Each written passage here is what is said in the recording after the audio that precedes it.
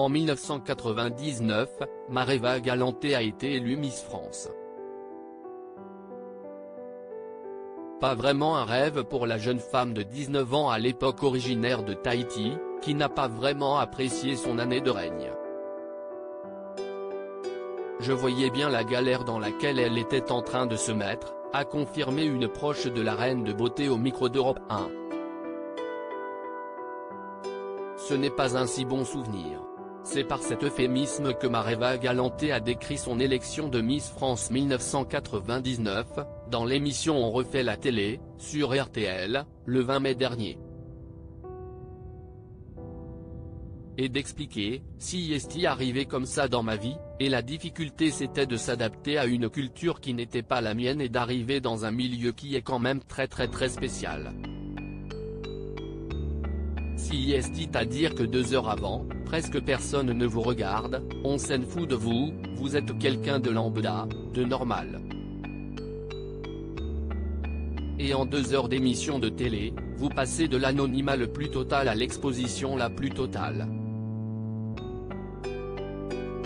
En fait, vous ne changez pas en 2 heures, mais si est le regard des gens sur vous qui change.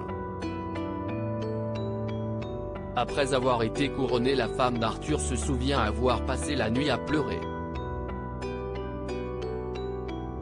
Je ne l'ai pas dit pendant des années parce que si est comme si je volais la place de quelqu'un d'autre. La suite n'a pas été plus simple.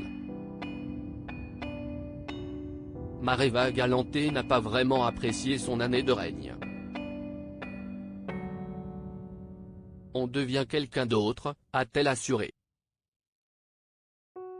On s'oublie et on se perd, parce que vous êtes happé dans un tourbillon qui est très intense quand même. Et j'arrivais de Tahiti quand même. Je ne sais pas si on peut se rendre compte. Bref, j'étais perdu pendant 3 ans. Je voyais bien la galère dans laquelle elle était en train de se mettre. Ses proches s'en sont évidemment rendus compte, et notamment son amie Elena Nogueira, qui a écrit les chansons de l'album Paris Tahiti pour Mareva Galanté.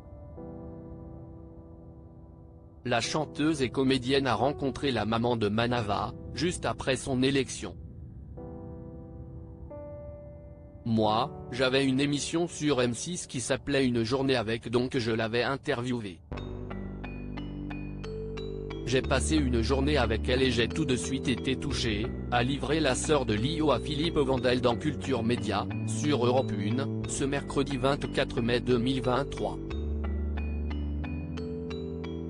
Il y avait une sororité, c'est-à-dire que je la précède de 10 ans, mais je voyais bien la galère dans laquelle elle était en train de se mettre, cette position qui nous est assignée à nous les pseudo-belles filles, et comment c'est dur après de s'en sortir. Elle aurait aimé l'aider avec son expérience, j'avais envie de la prendre dans mes bras et de lui dire, ne t'inquiète pas, ça va bien se passer. Cette douloureuse expérience est désormais loin derrière elle. Après la pluie, le beau temps.